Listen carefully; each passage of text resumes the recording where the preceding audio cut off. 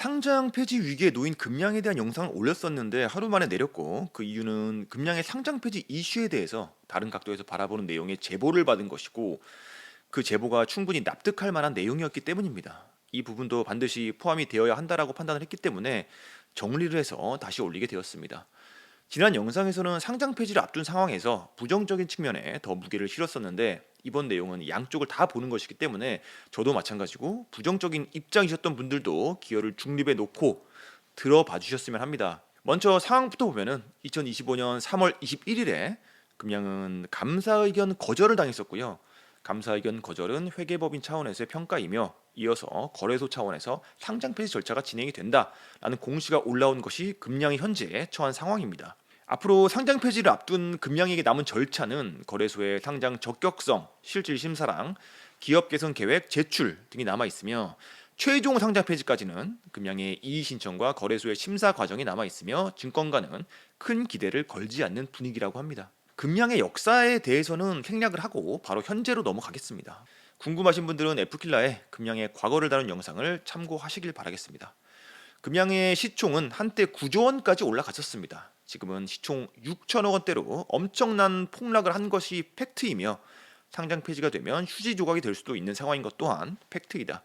차트를 보시면 2023년 한 해 동안 2차전지 랠리로 인해서 급등을 하였고, 2024년에 2차전지 캐즘으로 인해서 하락을 한 모양을 볼 수가 있다. 주가로 치면 20만 원에서 9,900원으로 폭락을 한 거니까 금양의 변동성이 유독 심했던 것도 팩트입니다.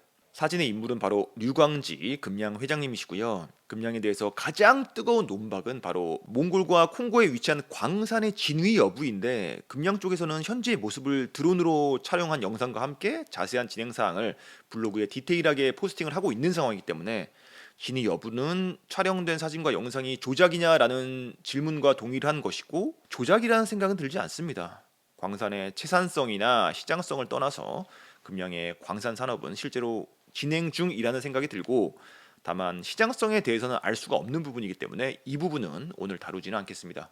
조선일보발 금양에 대한 기사에 따르면 금양 입장에서는 다소 불리한 내용을 다루고 있고요. 이 기사를 먼저 보고 이 기사에 대한 반박을 그 다음으로 차례대로 보겠습니다. 금양 주식 사고 팔아 2,700억 수익 낸 회장 개인 회사 선순위 채권자이기도. 먼저 금양이 파산했을 경우에 선순위 채권자 중에는 류광지 회장님의 개인 회사가 있으며, 최대 주주인 류광지 회장님은 회사가 파산을 해도 회수받을 돈이 있다라는 내용입니다. 류 회장님의 개인 회사들은 바로 KJ 인터내셔널과 KY 에코라는 회사고요. 류 회장이 보유한 지분 100%로 직간접적으로 보유를 하고 있는 개인 회사다. 금양은 이 두 회사에게 각각 577억 원, 108억 원의 대출을 받았으며 이자율은 연 4.5%라고 합니다. 표를 보시면 류광지 회장님의 금양의 극심한 변동성을 이용해서 차익 실현을 한 내용을 확인할 수가 있는데, 앞서 언급했던 두 개의 자회사를 이용해서 사고 파는 행위를 한 것이고 엄청난 차익을 실현했다라는 겁니다. KJ 인터내셔널을 통해서 43억 원어치를 매수했는데 매도한 금액은 무려 1,773억 원이고 매매 차익이 무려 1,730억 원이기 때문에 40억 원이 1,700억 원이 된 겁니다. 매수를 한 기간은 2018년부터 2021년까지이며, 이때 금양의 주가는 2,000원대였습니다. 또 다른 회사인 KY 에코도 마찬가지로 주가가 2,000원대에서 30억 원어치를 매수했었고요. 팔 때는 얼마에 팔았냐가 가장 중요한데, 표를 보시면 2023년 10월 20일에 KJ 인터내셔널과 KY 에코에서 80만 주랑 70만 주를 시간 외 매도를 하였고, 이 당시 주가는 무려 9만 5천 원이었습니다. 약 40배의 차익을 거둔 것이고, KJ 인터내셔널 75만 주를 매각했을 때는 금양의 주가는 10만 7천 원이었다라고 합니다. 이 두 회사의 나머지 주식은 2024년 5월 1일에 싹 다 정리를 했고요. 차트를 보면 마지막 랠리 때 모두 다 털었음을 확인할 수가 있다. 주가 2,000원에 대거 매수를 하였고 주가 10만 원 부근에서 매도를 한 것이기 때문에 기사에서는 이를 문제 삼고 있는 겁니다. 그러니까 금양의 상승 재료인 광산의 진위 여부를 떠나서, 그리고 유상 증자를 못 받게 된 속사정을 떠나서 류광지 회장의 금양 주식 매매 내역에 조명을 하고 있는 것이며, 이제는 금양 주식이 휴지 조각이 될 상황까지 와버렸다라는 내용으로 기사는 마무리를 하고 있습니다. 의견이 대립된 상황에서는 양측의 의견을 모두 다 들어보는 것이 중요하다라고 생각을 하고요. 저도 몰랐던 내용을 제보해 주셨기 때문에 이전 영상을 내리게 된 것이고 새로 보충된 내용을 한번 보겠습니다. 금양 소액주주님의 제보 내용은 앞선 기사에 대한 반박입니다. 조선일보 기사를 접한 사람들은 류 회장이 주식 매매로 2,760억 원을 해먹은 사람처럼 나쁜 방향으로 인식이 되기 쉽다라는 건데, 만약 류 회장이 그 돈으로 잘 먹고 잘 살았다라는 엔딩이라면 문제가 되는 게 맞지만 2,760억 원이라는 돈은 류광지 회장의 인마이 포켓이 된 게 아니라는 겁니다.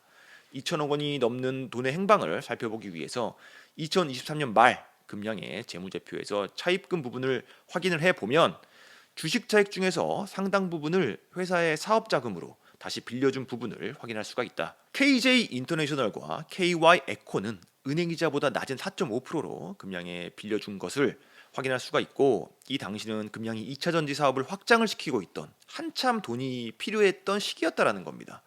그리고 1년 후인 2024년 3분기의 차입 내역도 확인을 해보면 관계 회사 두 곳으로부터 차입금 합이 더 늘어서 약 2,260억까지 늘어났고, 추가적으로 류 회장 개인 자금 2,400억 원을 회사에 빌려준 내역도 확인이 가능하다. 이렇게 되면 류 회장 측에서 금양에 투입한 돈의 총 합은 4,660억 원이 되는 겁니다. 그리고 2차 전지 사업을 영위하기 위해서 더 부족한 자금을 보충하기 위한 유상 증자를 추진했다가 10월 달에 실패를 하게 된 것이라는 게 내용입니다. 정리를 해보면 조선일보 기사에서 지적하는 2,760억 원을 류 회장이 취했다라는 듯한 뉘앙스에 대한 반박인 것이고요. 류 회장이 금양 주식 매매를 통해서 차익 실현을 한 것은 팩트지만 그 돈은 자금이 부족한 금양의 2차 전지 사업 자금으로 재투입이 되었다는 것이 제보 내용의 골자라는 겁니다. 그럼에도 불구하고 제보자는 사업자금 조달하는 과정에서 주가 부양을 통한 수익을 낸 부분은 인정을 하고 있으며, 그 와중에 비쌀 때 금양 주식을 사준 개인들의 희생은 인정을 하는 부분인 겁니다. 그럼에도 불구하고 차익 실현한 돈의 대부분은 금양의 공장으로 들어갔다는 것 역시 팩트이며, 고로 도덕적인 흠을 논할 수 있는가에 대해서는 투자자 여러분들의 몫으로 남기도록 하겠습니다. 기사에 대한 반박 이외에도 2024년 10월 31일에 류 회장이 보유한 금양 주식 1,000만 주를 회사에 무상 증여를 진행하였고, 그 당시 주가 기준으로 4,150억 원 상당의 주식이며, 이어서 류 회장 개인과 관계 회사의 차입금 중에서 3천억 원을 출자 전환을 하면서 재무구조 개선에 썼다라는 후문입니다. 오늘 방송의 초점은 금양의 사업성에 대한 내용이 아닌 조선일보 기사에서 제시한 오너 리스크의 관점으로 류광지 회장의 자금 출처와 사용에 대한 내용을 들여다보았습니다.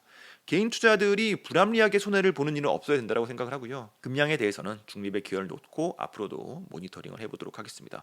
방송이 도움이 되셨다면 구독과 좋아요 부탁드립니다. 감사합니다.